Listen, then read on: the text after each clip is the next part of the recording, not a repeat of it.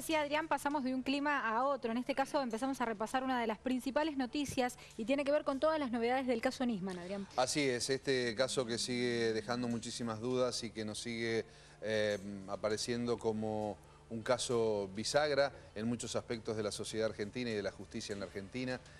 Vamos a preguntarle a Adrián Saloña, que está siguiendo el caso muy de cerca. Adrián, un gusto, mi querido tocayo, tenerte aquí para que nos cuentes cuáles son las últimas novedades de esta semana en el caso. Adrián, buenas tardes. Lorena, buenas tardes. Sí, yo creo que vos nombraste a la sociedad argentina. La sociedad argentina quiere saber qué es lo que está pasando con el caso Nisman. Y la última novedad que tenemos es sobre un trascendido, porque la fiscal Viviana Fein, la fiscal que entiende en la causa, no va a comunicar a los medios de comunicación el día en que cite a Antonio Jaime Estiuso, ex agente del Servicio de Inteligencia. No se lo va a comunicar a los medios de comunicación, por eso será seguramente tarea de nosotros averiguar cuál va a ser ese día. Claro, algunas versiones periodísticas sí, para toda la gente que cubre los móviles, sí, hablaban de que seguramente sea un fin de semana, cosa de que de esta manera despiste un poco al periodismo y no puedan saber exactamente cuándo va a declarar esta persona. Ahora, ¿la preocupación es que haya o no periodistas o lo que diga Estiuso? Digo, yo creo... No sé por qué, el porqué de esta medida, ¿no? En definitiva, si hay periodistas en la puerta o no hay periodistas en la puerta, la causa y la declaración de Estiuso, que es lo importante, no va a cambiar. Bueno, frente a lo que estás diciendo, se está diagramando una batería de preguntas dentro de la Fiscalía, porque la fiscal quiere saber, Adrián, y un poco con lo que vos estás diciendo, cuál es la relación entre Estiuso y Nisman. ¿Cuál fue la relación? Porque recordemos que el abogado de Estiuso dejó trascender que Estiuso tenía 100 teléfonos celulares. Tengo una pregunta. Ese señor que en Aeroparque lo acompaña tan de cerca, lo saluda, no es él, ¿no? No, no es él. Es otra persona. Es otra persona. Vos sabés que frente a lo que estás diciendo, fue convocado el jefe de custodio de la Procuración Federal de la Nación y lo que dijo este custodio puntualmente es que no conoce a esa persona que le da un beso a Nisman. Es un custodio de la Procuración. Este custodio se entrevistó con la fiscal y la fiscal le pregunta, ¿usted conoce a esta persona que saluda a Nisman en el aeropuerto internacional de Ezeiza? Y este custodio no puede todavía reconocer. Ahí es cuando estaba llegando a la Argentina el 12 de enero, ¿verdad? Correcto, sí, cuando llegó a la Argentina. Viaje que finalmente se supo Que había sido previsto exacto, desde el mes de diciembre, ¿sí? Lo que digo es, ¿hay una causa por esto? Digo, ¿por qué la Cámara lo seguía tanto a Nisman? Eso es lo que se está... No solo se lo pregunta la fiscal, sino la jueza Palmagini. Recordemos que en esta causa está la fiscal, que está a cargo de la investigación, y la jueza Palmagini. La jueza Palmagini quiso averiguar sobre este tema puntual y pidió información.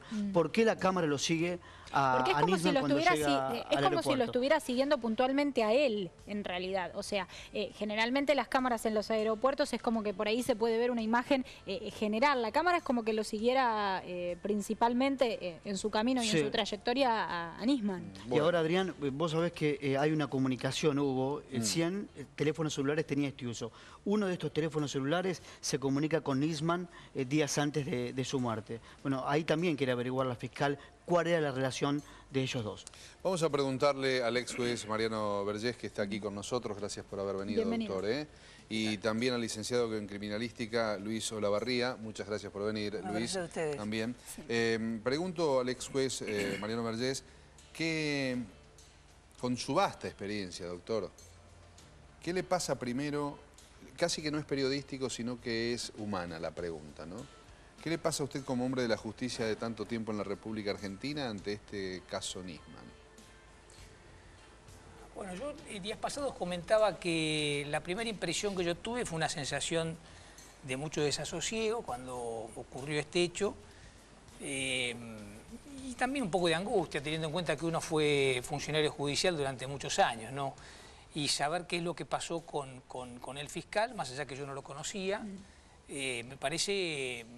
y además estando dentro, digamos, del ambiente de tribunales y del ambiente penal, la verdad que estoy muy interesado en saber qué efectivamente ocurrió. Lo que me parece importante también, digamos, poner muy en claro es que a partir de ahí yo lo que he visto es que cada ciudadano, en general lo digo, ¿no? Porque yo también creo que estoy dentro de ese grupo, hemos tomado una especie digamos, de partido propio y no nos sirve absolutamente nada de lo que se está haciendo. Claro. Entonces, sí. No, haciendo referencia a eso, nosotros cuando conocimos la noticia, incluso lo hablábamos también con Adrián, esta cuestión de café, de que cada uno se junta con sus amigos o con su familia y trata de intentar o ver qué pasó. Y que también va a ser difícil en el caso de que finalmente la fiscal o la justicia determinen que fue suicidio, es como que va a quedar esa duda si fue suicidio o no, porque es muchísimo, son muchas las dudas, son muchas las incertidumbres. Esto arrancó desde altas esferas, que primero se pensaba una cosa, después otra, que si era suicidio, que si se...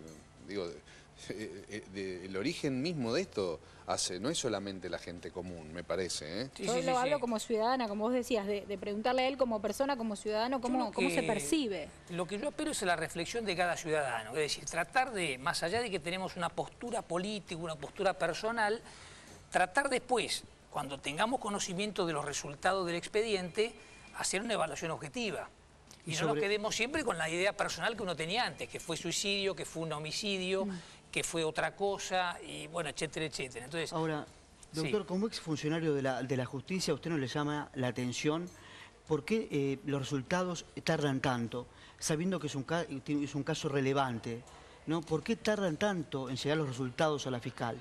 Estamos hablando del 18 de febrero, los que se esperan. Por lo menos el toxicológico se va a saber el 18 de febrero. Yo creo que hay una cantidad de resultados que a lo mejor están en el expediente y nosotros no lo sabemos. Claro. O sea, quizás todos tenemos la ansiedad de pretender que la fiscal, cada vez que va recibiendo algún elemento, inmediatamente se lo comunique a los medios y entonces todos lo sepamos.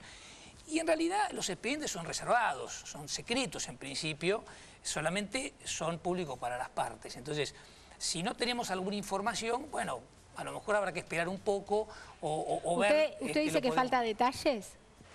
No es que yo digo que falta detalles, sino lo que a mí me parece es, hay muchísima información que estoy seguro que nosotros no la sabemos, pero mucha información. Y entonces, en muchas ocasiones, creo que a veces damos opiniones que no son necesariamente las que tienen que ser porque no sabemos lo que hay en el expediente. Fue criticada la fiscal en tener esta relación con la prensa. Yo he escuchado también a especialistas que decían por qué la fiscal se preocupa tanto en salir y comunicar a los medios sobre las pruebas o los resultados que llegan. ¿Usted cómo evalúa el trabajo de la fiscal? Yo lo que creo es que la fiscal está trabajando, es decir, no puedo yo evaluar si el trabajo es bueno o malo. La fiscal yo creo que está trabajando, se ve que está tomando especialmente muchos testimonios, es muy importante. Cualquier funcionario judicial frente a un caso de esta envergadura, o aunque fuera un poco menor, tiene una conmoción personal propia, independientemente de la cuestión mediática. Y como bien se decía acá, si además todo esto se suma, digamos que desde el gobierno, incluso desde el mismo Poder Judicial, hay opiniones encontradas y demás, indudablemente que todo eso va repercutiendo en el espíritu, digamos, del funcionario que está trabajando, y me imagino que la fiscal debe estar sometida a una presión personal muy fuerte. Claro. Personal, no necesariamente ella o cualquier fiscal que esté. Cualquier persona. El caso Nisman es, sin lugar a dudas, uno de los casos más complejos de los últimos tiempos por todo lo que involucra y todo lo que representa.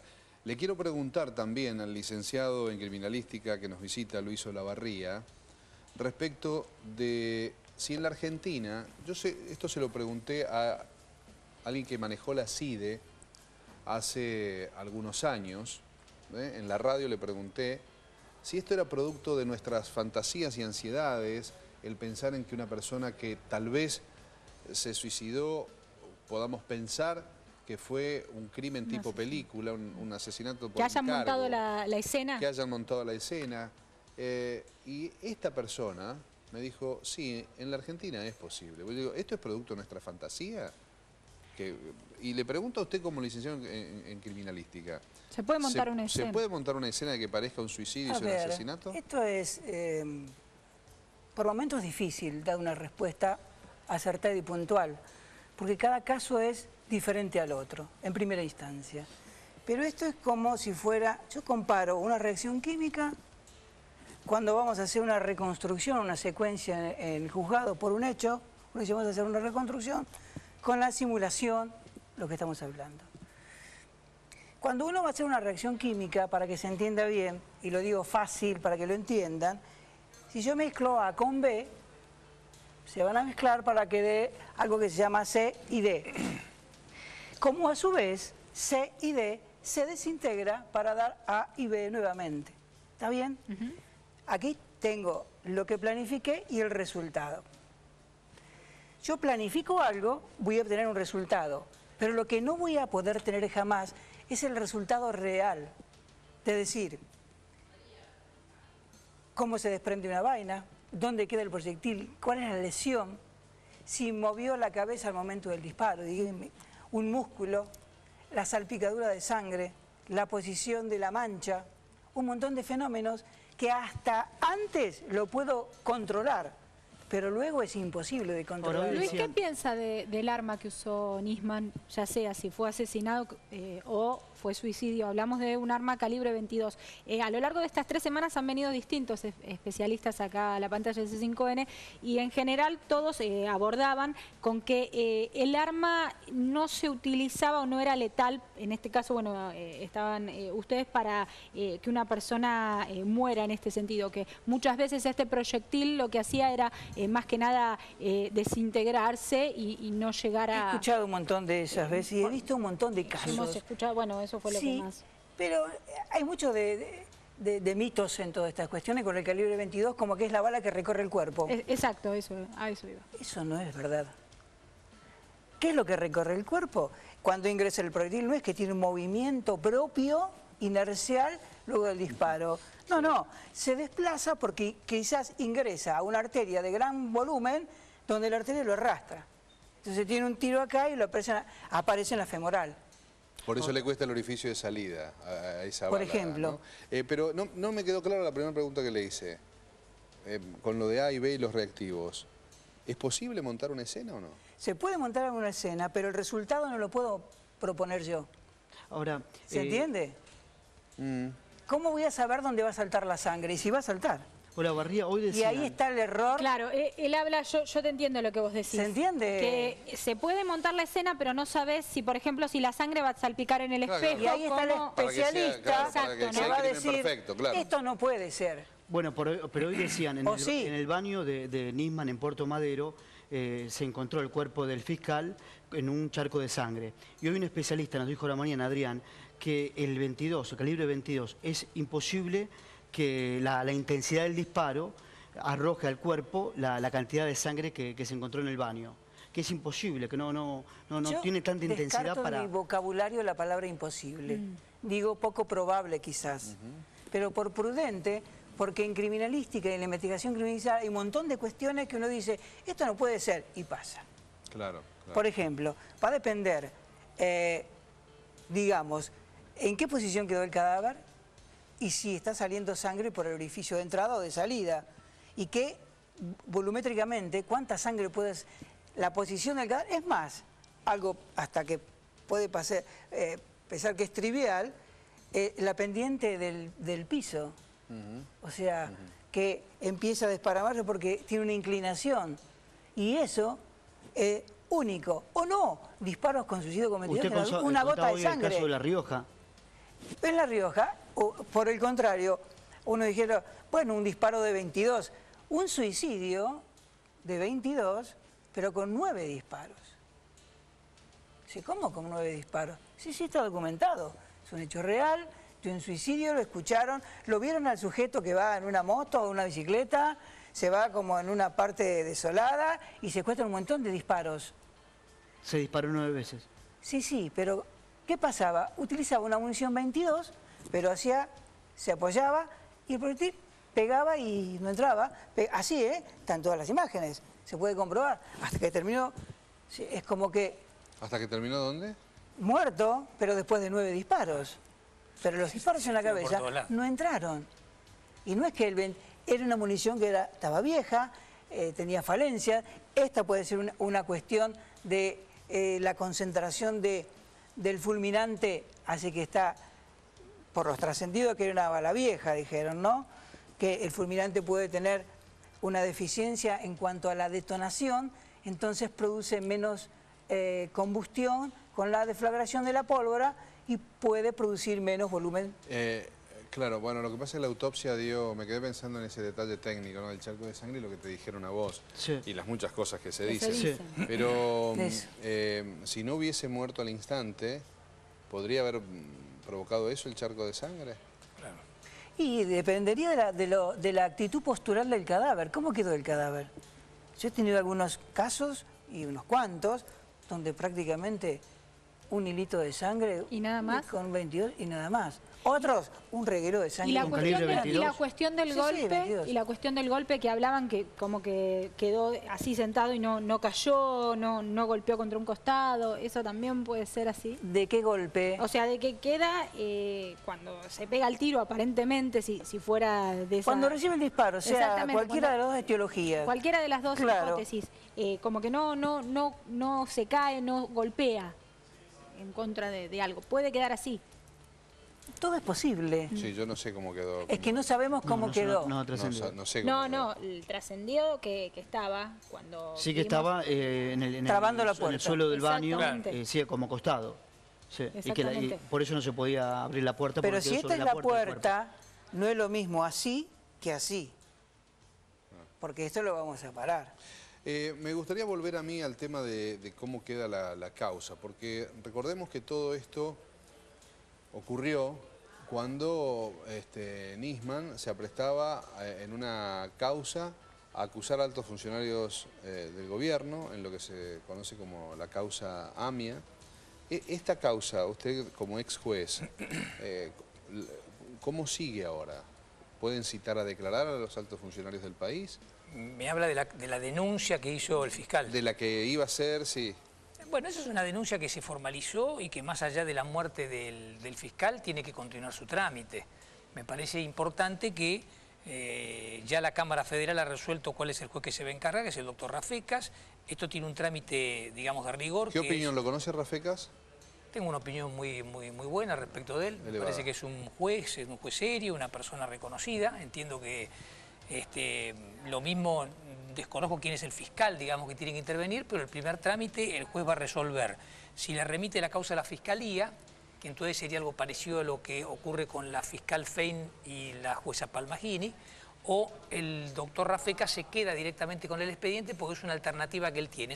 Es absolutamente discrecional. O se la queda el fiscal o, digamos, le investiga directamente el juez. Tiene que haber un dictamen del fiscal previo y a partir de ahí yo creo que, por lo que yo he leído de la denuncia, entiendo que hay elementos como para por lo menos intentar esclarecer qué es lo que este fiscal denunció, que no significa, porque una denuncia no significa una condena, significa sencillamente una denuncia, una presentación que el fiscal en este caso ha hecho, donde hace algunas imputaciones. Ahora va a haber una marcha de fiscales, Sí. y usted fuera de aire me comentaba, creo que también la justicia tiene que hacerse una autocrítica debido a esta marcha que van a hacer los fiscales.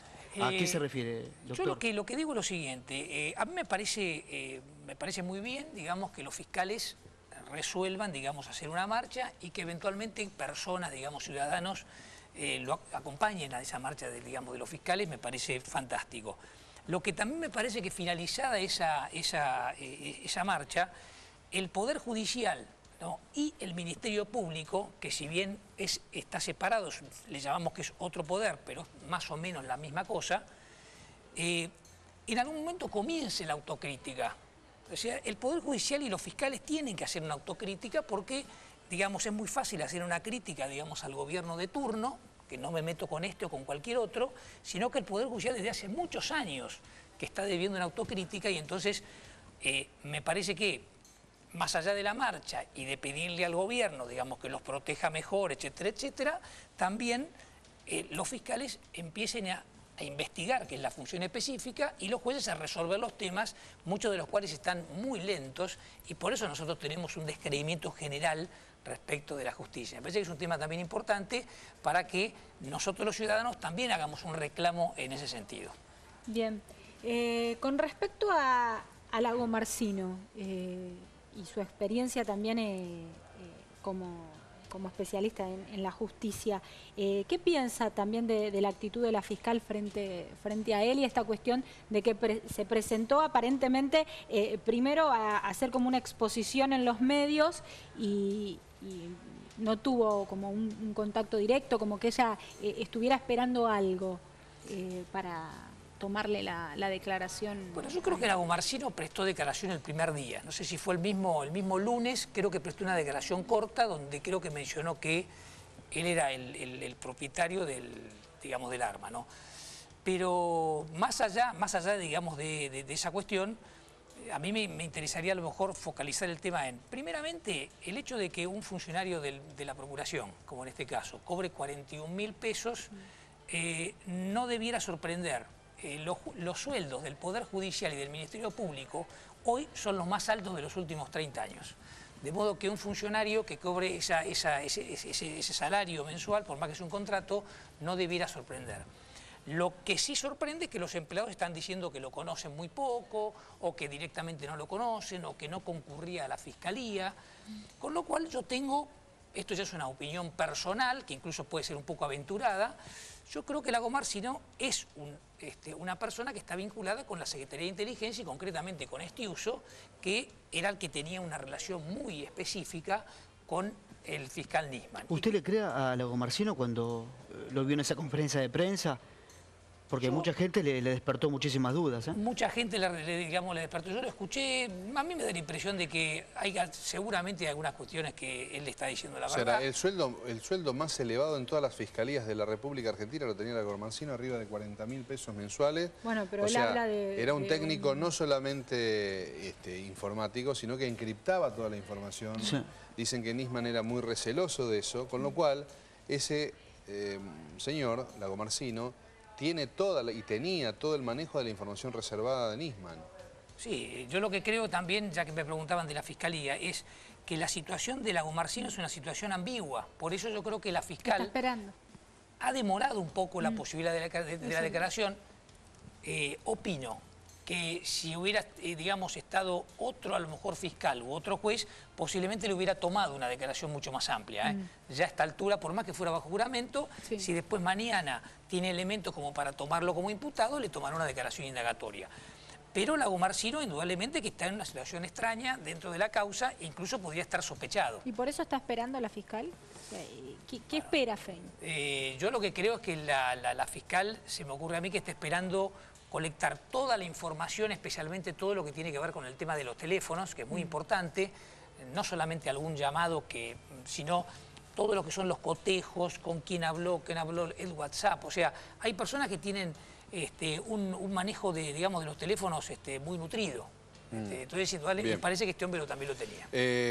Esto le va a interesar también a Luis Olavarría, que han hecho el trabajo, Adrián, respecto de un trabajo periodístico, pero que puede ir aclarando al menos algunas dudas de la gente, ¿no? Claro, Luis Olavarría en los estudios de C5N hizo un simulacro y habló de la distancia de disparo. Aquí Fein, y la convocamos, la nombramos a la fiscal, porque tuvo que salir a hacer una contradicción, tuvo que salir a desmentir. En un momento, Adrián se dijo que se había disparado a 15 centímetros y después la fiscal salió a rectificarse y dijo que no, que fue a más de 1 centímetro, pero no a 15 centímetros como se señaló. Vemos la reconstrucción que hizo Luis Olavarría. Los decibeles que estoy emitiendo, estamos en 79, 82, 81, constantemente el medio ambiente lo va tomando. Este sonómetro también tiene la posibilidad de poner un máximo. Ese máximo lo que vamos a hacer es ver cuál es el sonido que está emitiendo una pistola calibre 22, ¿sí? Luego del disparo, con respecto a la voz o al sonido, cómo lo va a interpretar. Esta posibilidad me la brinda este dispositivo electrónico. Vamos a apagar. Como decíamos, el decibelímetro está preparado para ver cuánto es el valor que va a acusar los disparos. Y digo los disparos porque vamos a hacer una modalidad. Este es un tubo recuperador que contiene un frenador de proyectiles, puede ser agua, en este caso es estopa, y una cinta métrica para estar disparando desde 20 centímetros, 1 centímetro y un contacto. Una vez que hagamos esto, vamos a ver si los valores se mantienen. A los fines prácticos vamos a utilizar una pistola calibre 22, modelo 6.22, significa el calibre 22, y 6 pulgadas la longitud del cañón, cerca de 15 centímetros. Para ello es una pistola marca Versa, que está equipado o con la posibilidad de equipar con 10 cartuchos. Bueno, vamos a proceder a realizar un disparo a 20 centímetros y ver cuál es la medición que registra el decibelímetro. ¿Sí? Va.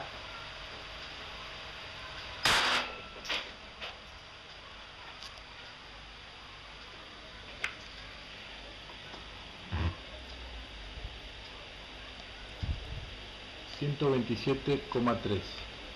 Muy bien. Ahora vamos a hacer el disparo a 1 centímetro. Vamos a cargar. Con medidas de seguridad, ahí es un contacto. Ahí estamos. Ahí va.